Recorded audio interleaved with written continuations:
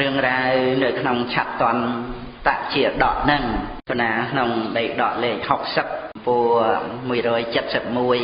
ហើយព្រះអត្តកថាមានដោយតទៅចឹងព្រះបរមសាស្តាកាលដែលព្រះអង្គទ្រង់គង់ប្រថាប់នៅនាព្រះចេតពុនមហាវិហារទ្រង់ប្រារព្ធភិក្ខុនីក្រមុំមួយអង្គទ្រង់ត្រាស់នៅព្រះធម៌ទេសនានេះថាកੰនុសោចៈសេនុចង្គីដូច្នេះជាដើមប្រោបសេចក្តីថានាងភិក្ខុនីនោះជាធីតារបស់ត្រកូលមួយក្នុងព្រះនគរសាវត្ថីឃើញទោសនៅក្នុងគរាវេសវិស័យក៏បានចេញទៅបួសក្នុងពុទ្ធសាសនាថ្ងៃមួយភិក្ខុនីអង្គនោះបាននិមន្តទៅដើម្បីនឹងស្ដាប់នៅពធទេសនាព្រមជាមួយនឹងភិក្ខុនីដទៃ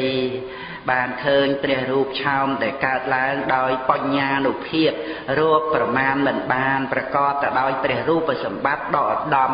របស់ព្រះទសពលព្រះអង្គទ្រង់គង់ប្រថាប់លើធម្មអាសនៈដែលប្រដាប់តាក់តែងហើយព្រះអង្គកំពុងតែ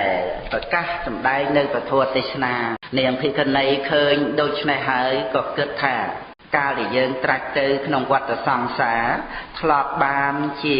បាតៈបរិចារិកាធ្លាប់បានធ្វើជាភរិយារបស់ព្រះអង្គក្នុងជាតិណាមួយដែរឬទេអាហ្នឹងគំនិតវាចេះឲ្យគិតទៅអញ្ចឹងដែលឃើញព្រះអង្គជាមហាបរោះ